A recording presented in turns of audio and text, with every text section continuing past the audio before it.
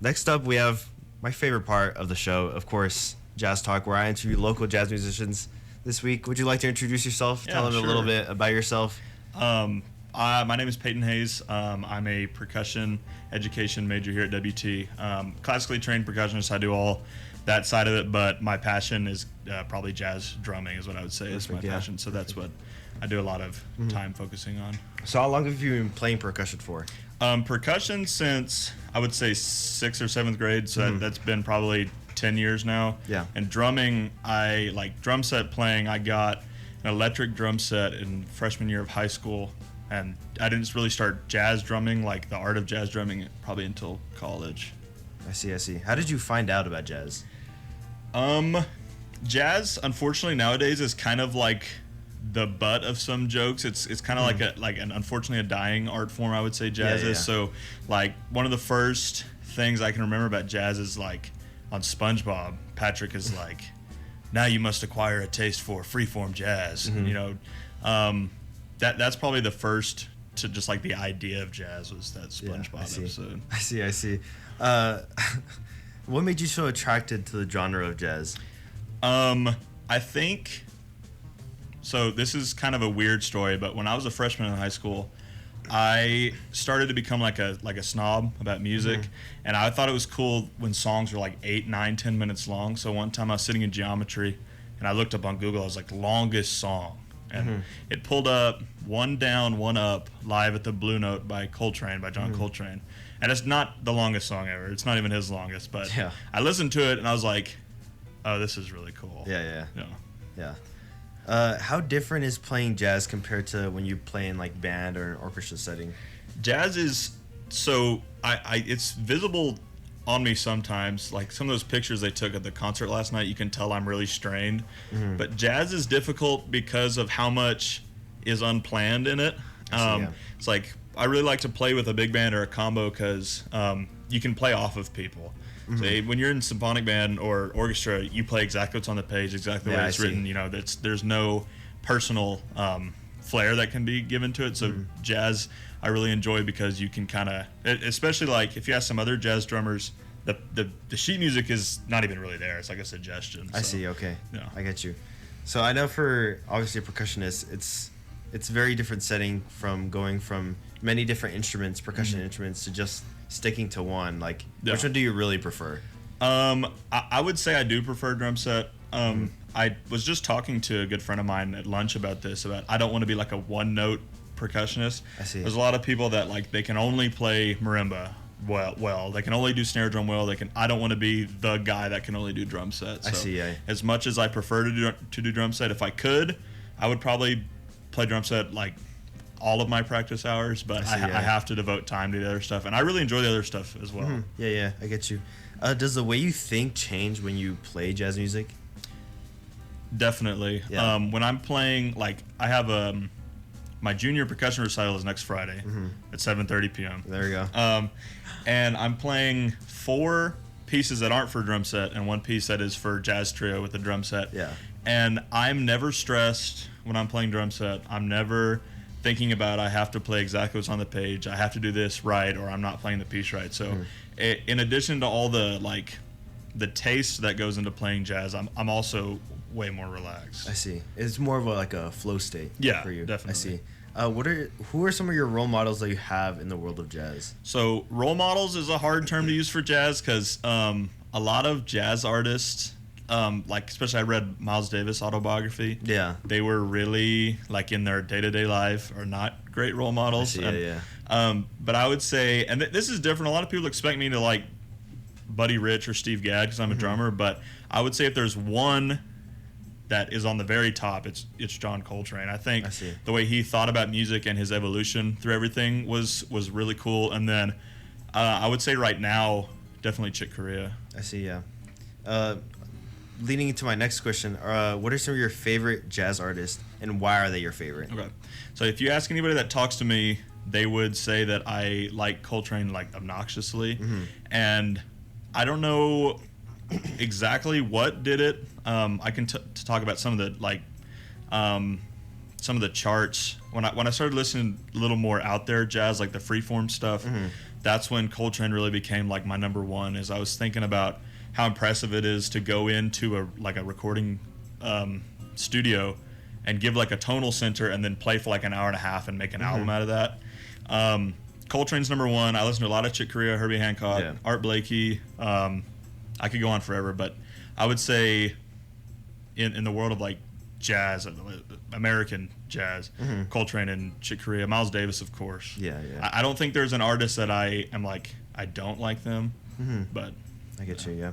What are some of your favorite subgenres of jazz? Freeform, of course. There's a lot of subgenres in that as well. Spiritual jazz. I like the post bop, the hard bop, stuff like that. Cool jazz, the Chet Baker, Miles Davis. And even like J jazz or fusion, so Cassiopeia, stuff like that. I think if there's one genre I didn't like of jazz, it's like not my favorite. I would say like the New Orleans, like the second line is like the one that I would put at the bottom. Not that I don't enjoy it, but I never am seeking that music to listen to. Why do you think those genres specifically or subgenres speak out to you more? So I think part of it is the absolute the free aspect of that free jazz is like there's no limits. There's nothing telling you that you can or can't do something. And I don't really live my life that way, but I like music to be that way. And I really do like to play free jazz. As a drummer, it's the easiest. I don't have to think about how the notes fit together. But you can't find people that are like, yeah, I will totally free jam with you for like an hour and a half over this stuff. But I think it's just so freeing. Not that I don't like structure, but it's nice to not have that sometimes. As a jazz artist, it's really important to have the skill of improvising. But what exactly is going through your mind when you're doing an improvised solo? I try to keep. So when I was new to the idea of like open soloing, I would practice a solo before, which is not improvised. And Dr. Tarek, the percussion professor, she just retired here at WT. She would tell me that like, you're not really supposed. That's not improvising. That's practicing a solo and playing it. So when I'm doing an open drum solo, the most important thing to me is keeping time. You don't want the band to get lost and you have to bring them back in. But it's about kind of like keeping momentum and telling a story and doing different things. I like to, because I'm not the most choppy drummer. I haven't developed some of those chops like some other drummers have. But I like to use different parts of the drum set, the rims, do a lot of pitch bending, cymbal scrapes, stuff like that. So it's just getting the audience to like sit forward on their seat and listen to a drum solo, because a lot of people are just like, it's just noise, you know. At least I don't play bass. People just talk over bass solos. Why do you think drum solos are so different from any other instrumentation soloist? So when you're playing, like I'll use saxophone, you can play a melodic line and build off of a melodic line, and people can hear the notes and where they're going. You can do the same thing with drum set. It's just it's a lot harder to get that emotion out there and to get feelings and stories out, because you can't play real pitched notes. You can do some stuff, like I said, with pitch bending and like the toms and stuff, but the more you get into that, kind of the further out your drum set solo gets. And then once you start playing like that really advanced drum solo stuff, you're playing it for other drummers. You're not playing it for the audience. So it's harder to get the general audience in on a drum solo. I see. I get you. Why do you think jazz and people's emotions have such a close connection? Jazz is, like I keep saying, using the word free, but since jazz is so free, you can really, and I didn't understand this until I listened to, there's a Coltrane recording called like the Olatunji concert. It's like his last live recording. It's not for the faint of heart. It's pretty out there, but he's playing his tenor with like so much air and emotion that it sounds like somebody's like screaming. And I was listening to it and I was like, he is getting out, because at this time he was dying of cancer. I was thinking like at this time he's literally getting out there with his saxophone, that he's like in anguish. And I didn't get it until then, that it's not really an instrument anymore. It's like a extension of the body. I see. I get you. Can you tell me a little bit about how important the role of the drum set is in a jazz band setting, and what exactly the role is? So this is kind of backwards. A lot of people will say like you can't do stuff without a drum set, but if you had a combo, so like keys, bass, drum set, and a wind soloist, I think the first person that could go could be the drum set player. You can do ballads, you can do up tempo without a drum set player. The drum set player, the main job is to keep time, to keep the soloist in check. I play with a lot of people that they don't know the form. They want to go off on these crazy breaks, and it's your job to keep the band honest. And it's advanced, but to play off of people. Like I try to in Jazz 1, I try to play off of what I can hear, and it's just exciting. It's a different level of. But I would say if you don't have a bassist, then I'd rather play with a bassist than even like a keys player. I think the bass, but it's important. But the drum set player is the first that can go if they have to. I see. Okay. You know. This next segment is a segment I like to do with all my guests. It's called Jazz or Not, where I basically ask you about different artists or different settings, and you tell me if you think you would consider them jazz or not. Okay. First, Frank Sinatra, jazz or not? So I had someone clued me in on this, and we had a discussion about it. And this might be controversial, but Frank Sinatra never improvised. So Frank Sinatra did croon and he did sing in a jazz style, but I'm going to say Frank Sinatra is not jazz. I see. Okay. Next up, Leve. Leve does a lot of scatting and vocal solos, and she does do the same thing with Sinatra, where she like sings a lot of standards, but she does a lot of originals as well. So Leve, I will say, is jazz. I see. Okay. What about Billy Joel, jazz or not? If you listen to like Zanzibar, the end of it, you would say yes. I don't know enough about Billy Joel, but listening to him, I would say jazz inspired. I see. Yeah. I'm gonna say no. Okay. That's an uneducated. That's uneducated. For example, when you're playing a jazz sounding piece, an orchestra or a band, for example, like the Kevin Day Concerto, would you consider that jazz? Oh, I would say no, because all the solos are written down. I see. And this is nothing against some of the, but when we play like a jazz piece here at WT, you have to teach all the non-jazzers the style, and it's always like pulling teeth. So jazz inspired, but it's not jazz. I see. Next up is video game jazz. Nowadays, yes, because like I think his name is Insane in the Rain Music. He does a lot of arrangements of video game tunes. Like he does a lot of the Pokemon stuff. Yeah, I see. But those musicians are so talented that they've taken the form, and they're playing in a big band, but they take these jazz, like these huge solos on them. So I would say yes. Yeah. Okay. What about overproduced recordings? So I don't hate that. A lot of people do. Like a lot of jazz elitists will say they don't like Kenny G. I see. Kenny G is easy listening. It's nice to listen to. Overproduced isn't so bad, especially I recently switched over to Apple Music. When you listen to these like hi-fi recording, Dolby, like spatial audio recordings of like A Love Supreme or Kind of Blue, it's really nice. I would say overproduced isn't too bad. I see. What about modern songs with the jazz sections? I would say at least in modern music, if you're popular enough, you don't have any soul in your music or stuff. So I see. If you had an example, maybe, but I'm struggling. I know in some of Kendrick Lamar songs, he has a lot of like saxophone solos, but would you consider like the whole song to be jazz or just that small portion? I would say Kendrick Lamar is a huge like proponent of. His whole thing is about like black culture, and jazz, at least when it started, was purely African American. That is purely a black art form. So like if you're thinking like For Free, the interlude from To Pimp a Butterfly, that one is like a freeform sax solo with like rap over it. So I would say that one is. The whole album isn't, but jazz rap is its own subgenre. Yeah, so. I get you. Okay, well, the next question I have for you is if you could take the writing ability or playing ability of any jazz artist ever, who and why would you pick them? That's kind of hard.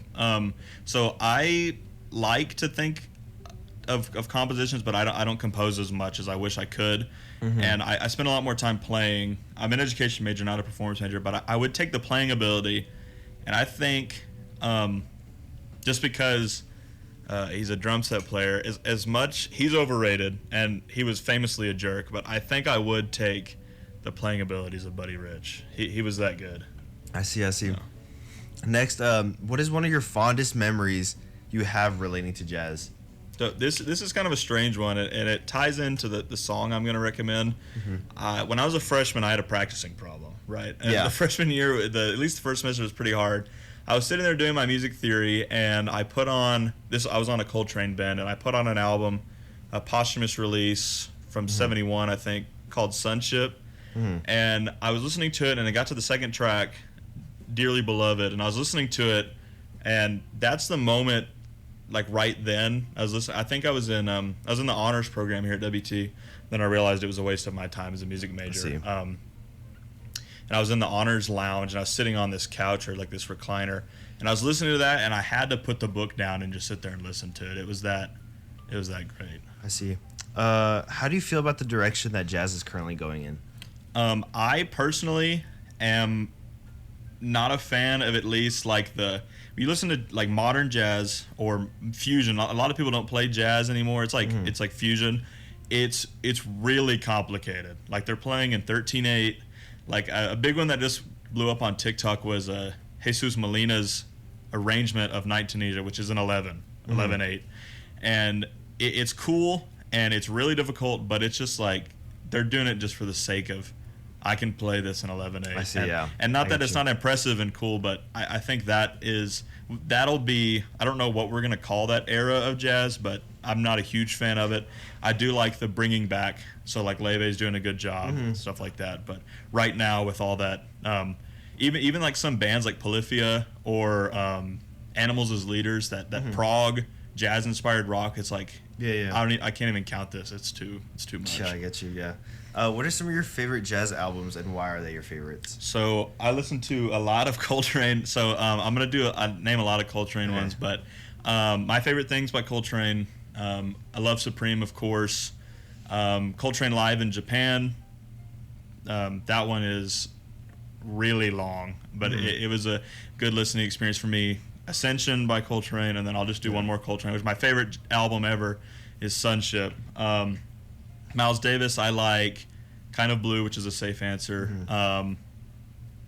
There's an album, I don't know if I can say it on the radio. It came out, it's his entry into fusion. It's like, it's Witch's Brew, we'll call it that. Oh, okay. I think Herbie Hancock, this is a fusion album. Headhunters is really good. So there's just so much. But I haven't heard a Coltrane album I didn't like. I see. Miles Davis Sketches of Spain is a good one. Art Blakey Monin is a great one. There's just so many, and me trying to be a snob, and I'm putting up air quotes for people that I can't see that. I feel like I can't say the safest ones, but they're so popular because they're so good. Time Out by Dave Brubeck Quartet is so good. There's just so many. But I get you. Put a Coltrane one, and I've probably listened to it. And there you go. How often do you gig? So right now, not very often. So being employed, being in so many ensembles and all this, I don't have the time to gig. I see. People do ask me, but there's so many drummers here that when they get to asking me, I'm more like the second or third choice. I see, yeah. But I would say in the summer and over winter break, I probably gig probably 5 times a month. I see. And how do you feel like gigging is very different compared to playing in a school setting? Gigging, the first gig I took, I was horrified because people are afraid to say it, but there's like a stigma. Like older jazz players will expect you to know things, like the intro to Take the A Train or the form of Night in Tunisia, and you don't know them. The only way you can learn that stuff is by listening or by playing it. So to all the new people out there gigging, for a while it's really scary. I would say I'm not scared when I'm playing, like reading a chart in jazz band, because I know there's nothing on this page. It's like even I have a real book, but you look at the real book and people say we're not doing that version, and you're like, okay, you just have to figure it out, and it's trial by error. And as the drum set player, when you mess up, it's like game over for the ensemble. So it's definitely built me through fear. I see. And how was the feeling of being asked for the first time to gig? At first, I was a little upset because Tristan Mao, phenomenal drummer, he's like the guy people go to. And he was busy. So he asked me, which was nice. He was looking out for me, which is a great thing I think a lot of people here in West Texas do is look out for each other. He asked me to play, and I was really excited. And then I realized that my drum set was back home in Midland. So I had to get a drum set, and the pay was really bad, but me and the people that were playing, we had such a good time, and I didn't really, at the end of it, I didn't really care about the pay. It's just a good time, and it's for like a general audience. We were playing, I think, at a Catholic church, that they're not understanding the interplay. They're just having a good time, that easy listening aspect of jazz, but it was really fun. What was one of your favorite gigs that you've done? Let me think for a second. I think my favorite gig I ever did was so the Western Horseman Club in Amarillo, the owner of the Western Horseman, I think her name is Rory. She's from New Jersey. She's a huge fan of having people come play at her restaurants. She owns quite a few. The Drunken Oyster. Yeah. She owns Savor and the Western Horseman. So I went and played. I skipped night class. Sorry, Dr. Tevelite. To go play with Emily's quartet at the Horseman. And then in the summer, Mr. Brazil, Austin Brazil, let us. I have my own combo, New General Catalog, and he let us play. I think that's my favorite because it was the first one where I got to make the set list, and I wasn't filling in for somebody else. I see, yeah.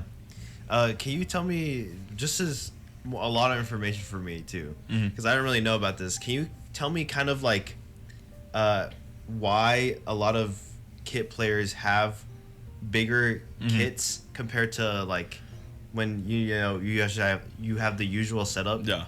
You have to be careful because people will ask you, people that don't play drum set will ask you like, what do you think of Neil Peart? He played with Rush, and he had probably like a 50-piece drum set. And in my opinion, the less implements you have, drums wise, I play with one rack tom and one floor tom. Yeah.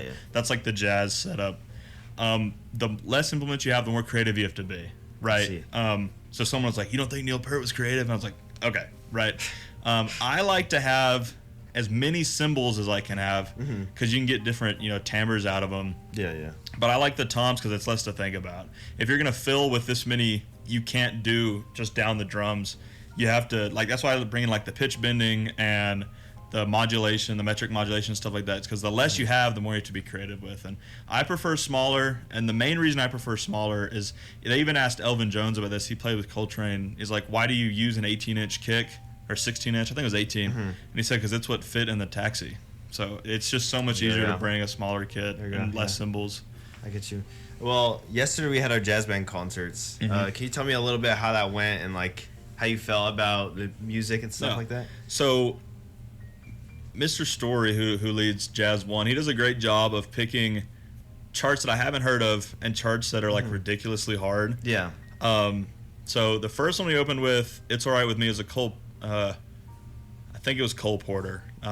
It was blazing fast swing, and blazing fast swing is always the hardest for me to play because you have to play light, fast. You have to do the hits. You have to stay in time. You have to stay in time during solo breaks. So that one went really well, I think. They played a Miles Davis arrangement. It was arranged by Gordon Goodwin. I'm sick and tired of Gordon Goodwin. I'm sorry. We play so much Gordon Goodwin. And it was kind of nice because the original 7 Steps to Heaven is in 4. This one started in 3.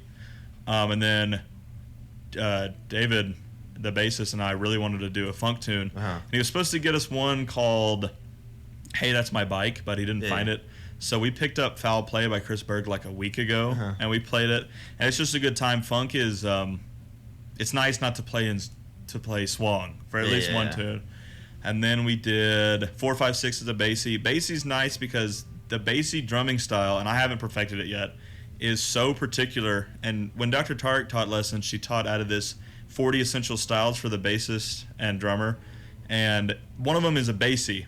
And to play bassy drums is to be so particular, and I haven't perfected it yet. And I want to play big and I want to play grand and stuff, but that's not how the bassy thing is. So I played well to a swing chart, but I didn't play well to a bassy chart. And then we did Pat Metheny, Lyle May's First Circle, which is in 12-8, 10-8, 12-8, 10-8, 8. And that was not that hard because I listened to it. I like Pat Metheny quite a bit. But putting something like that together with the short amount of rehearsal we have and that one was tough and it was scary, but I think it went pretty well. It's just the drummer for Pat Metheny, I think it was, I might be wrong to anybody listening, Bobby Werdico had so much taste and finesse. I see. I couldn't play like that. I that one I had to play kind of what was on the page. Yeah, I get you. But I think it went pretty well. Yeah, I think it was pretty good turnout too. I was glad to see a lot of people there. I want to compliment you too. Your drum solos were really good. Thank you. I was really impressed. Thank you. And then you also played accessory. Is that what? Yeah, you can call them auxiliary. That's usually what we call them in percussion world, is auxiliary percussion.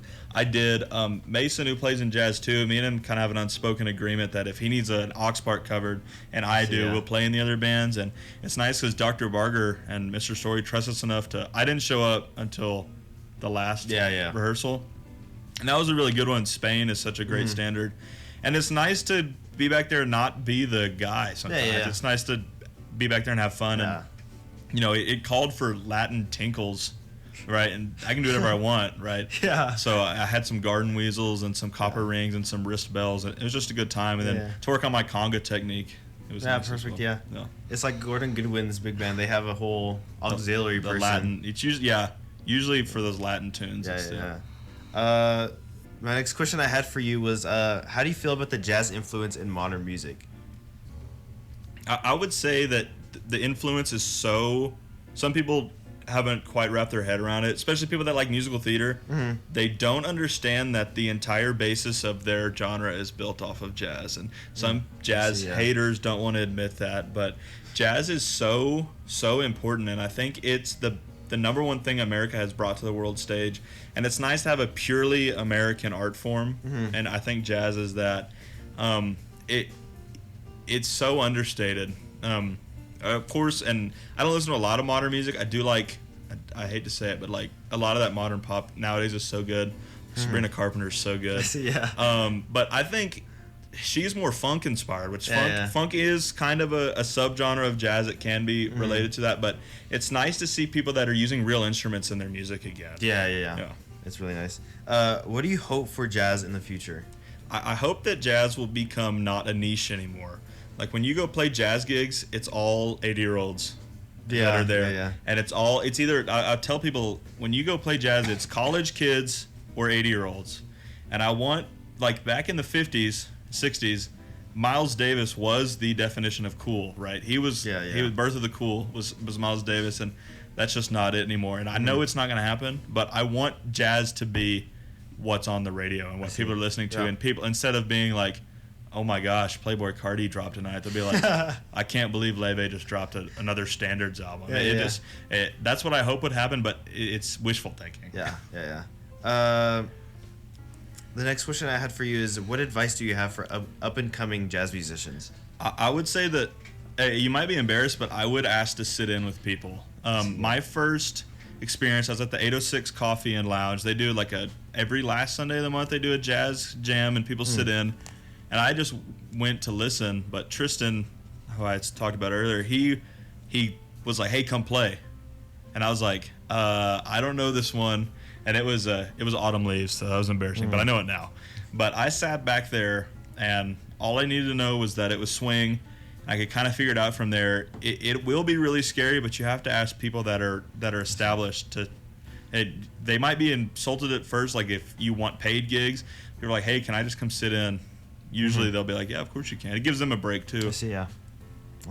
Well, this next segment, I like to give all my guests a little time to shout out any gigs they got going on. Of course, any recitals going on, or just shout out any musicians in the area that you just want to bring light to. Okay. So my junior percussion recital is next Friday on Good Friday. I didn't know it was Good Friday when I had scheduled it, but I'll be playing, and there's something I like as well is I do a lot of contemporary percussion stuff.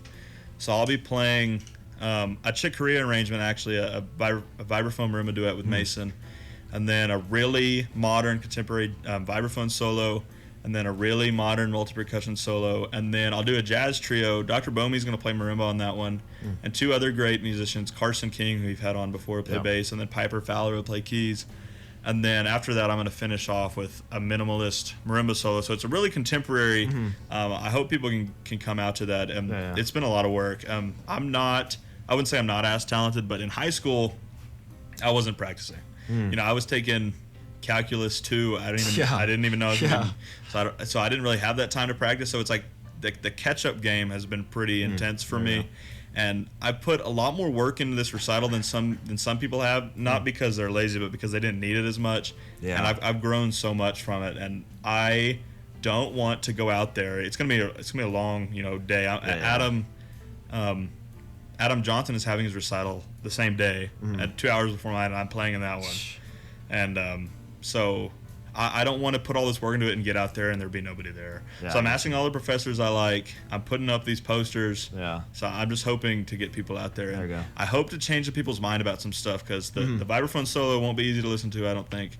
The marimba solo might be a little out there. So it's just that contemporary stuff I really enjoy, and people can't believe I like to listen to it. Yeah. And that's the stuff I want people to be thinking about. Like, that was so cool. Perfect. And then lastly, I asked all my guests to recommend one song to be added to the Jazzy Fridays playlist forever. What song would you like to recommend? Okay. So this one was really hard for me. I thought about it for a couple days. So when I show people like the Coltrane, the late Coltrane freeform stuff I like, they don't really think that I like to listen to it, but I really do. And there's some of his are like 28 minutes long, 30 an hour. So I couldn't pick one of those, especially people would be turning them off because they're pretty intense. So Dearly Beloved is the second song off of 1971, a posthumous release called Sunship. The story goes that the Coltrane Quartet, the classic quartet, was performing at Soldier Field in Chicago, and it had caused a mass exodus because people were expecting that modal, that post-bop that he was famous for. He was getting into that freeform stuff, and then after that, they had went and recorded this album, and it's heavily edited, and it was a posthumous release, but the second one, Dearly Beloved, is a lot easier to listen to than some of that other late Coltrane stuff. And it's like, it opens good. It's got Elvin Jones playing with mallets, doing a lot of good cymbal work, and then McCoy Tyner has like this sweeping grand piano solo, and then after that, when Coltrane comes back in with that tenor sax, that's the moment that I was like, oh, I get it. There we go. So that's hopefully people can start exploring that other side of jazz with this one. There we go. Perfect. Well, I just want to thank you for coming out to the show today. Thanks for having me. Of course, we still have the Polaroid picture to take. Make sure to stay tuned on our Instagram to catch that and catch the post. Other than that, just make sure to stay tuned. This is Jazzy Fridays, only on KWTS 91.1 FM. Make sure to stay tuned. We have a lot of great charts coming up.